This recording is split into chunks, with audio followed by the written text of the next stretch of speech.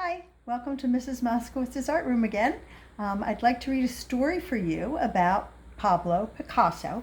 It's called Picasso and the Girl with a Ponytail by Lawrence Anhalt. It was the first day of summer. Sylvette and her friends were sitting on the terrace in the sun.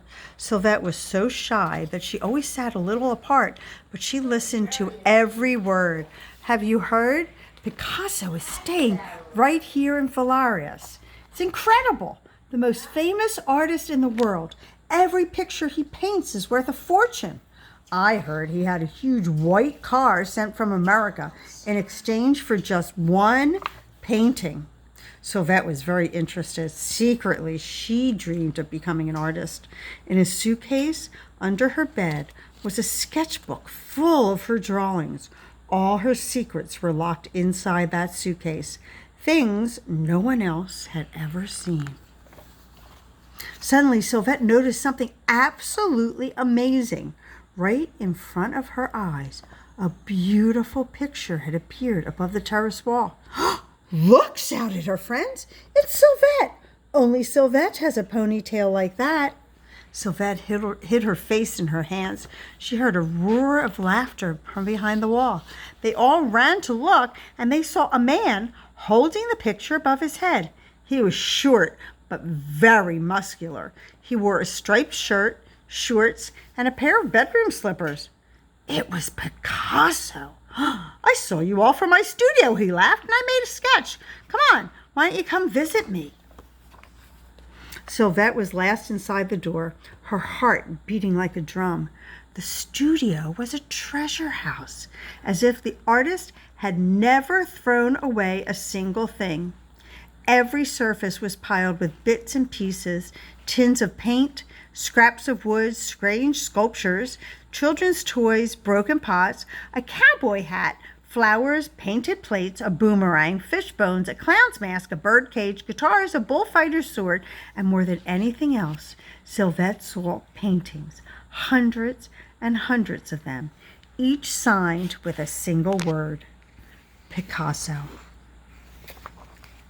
Picasso was still laughing. He was 73 years old, but he acted like a young boy.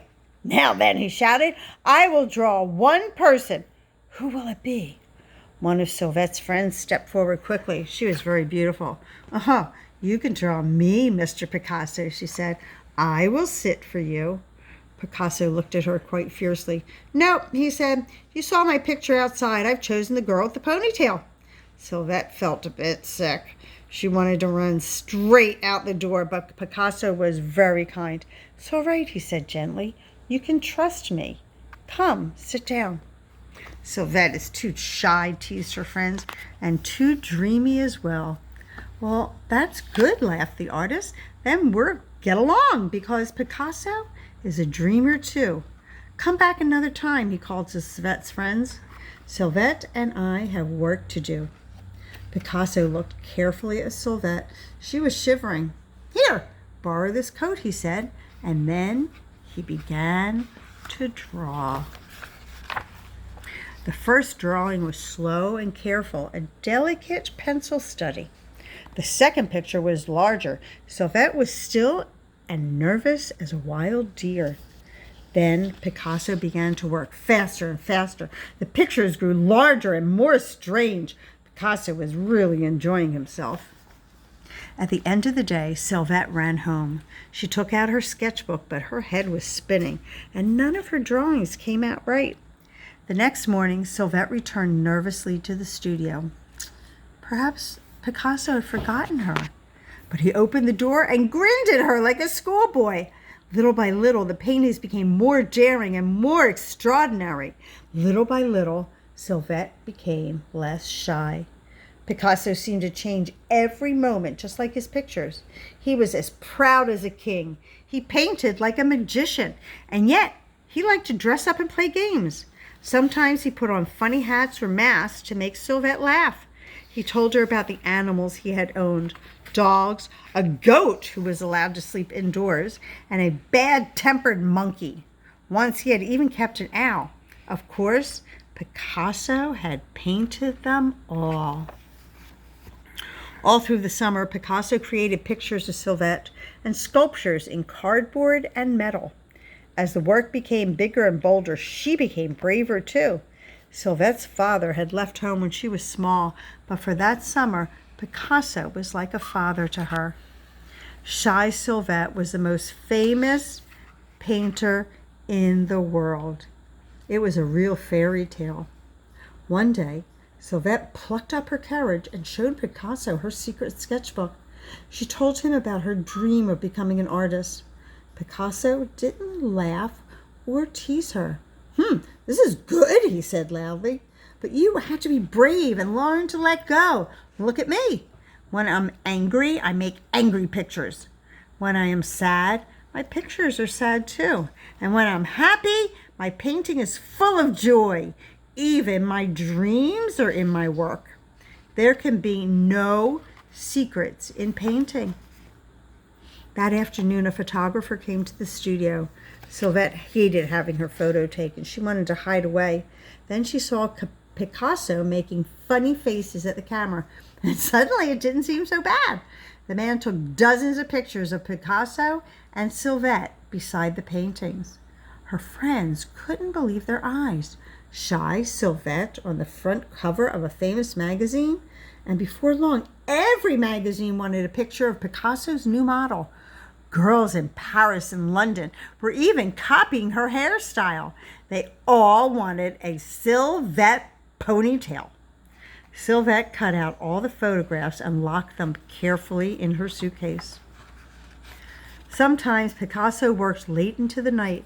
Once, Sylvette saw him behind the studio in the middle of a pile of garbage, hunting for interesting objects. The richest artist who ever lived made sculptures from old junk. Sylvette had seen some of them in magazines.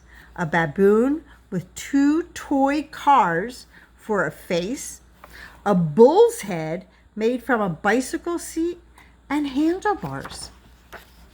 Sylvette loved watching Picasso work. Paintings, sculptures, and painted pots poured from him like a volcano. At last, Picasso started a huge sculpture of Sylvette with old pieces of pottery for the arms and legs. It had a long neck and a round bag just like hers, but the head was so strange, Sylvette didn't think it looked like her at all. As she watched, Sylvette had a sad feeling that this would be the last time Picasso would use her as his model. Since the day at the terrace, she had been in his work. Soon, it would all fade like the summer. While Picasso worked, Sylvette began telling him her secrets. She talked about the time her father had gone away. Sylvette kept a special picture of him in her suitcase, but she had never told anyone how hurt and lonely she had been. Picasso looked up at her with burning black eyes. "It's very hard when people move apart," he said, "but try to remember, with every door that closes, a new door opens." It began to grow dark, and as they looked at the sculpture, Sylvette told Picasso a secret she had locked away and tried to forget. She talked about the man who had come to live with her mother, a loud, unpleasant bully. Sylvette was sometimes so unhappy that she wanted to run away. Picasso looked at her kindly, and then he jumped up. "You have given me an idea," he said. "I knew something was missing from the sculpture. Sylvette must hold something in her hand." Picasso began searching through bits and pieces on a table. He tipped out a drawer into the floor. At last he found what he wanted. "In her hand," Picasso announced, "Sylvette holds a key." He pushed a big iron key into the hands of the sculpture. Sylvette looked puzzled. "She has a key because she has so many secrets locked away?" Picasso fixed the key in place with some plaster. "But she also has a key," listened Sylvette, "to open new doors." Then Picasso reached out his hand, white with plaster, and gently touched Sylvette's face. "Look, it is finished. The girl with a key. Now, Sylvette, I would like to present you a present. You may choose any picture you like. Perhaps it will help to open some doors for you." When Sylvette stepped out of Picasso's studio for the last time, she was carrying that very first picture. She held it carefully because the paint on the signature was not quite dry. For Sylvette, from Picasso. A beautiful picture of the girl with a ponytail. After that summer, Sylvette began to paint as bravely as Picasso had taught her. Gradually, she became a well-known artist herself. When the picture Picasso gave her was sold, Sylvette had enough money to pay for a beautiful apartment of her very own, with space for a real studio, high on the top floor with views across the whole of Paris. Sylvette ran up the stairs. She turned the key and opened the door. The end. And this is a true story about Pablo Picasso and Sylvette, the girl with the ponytail. That was Pablo Picasso's muse for an entire summer. So I'm glad that you joined me today to learn a little bit about Pablo Picasso and to see this true story about Picasso and the girl with the ponytail.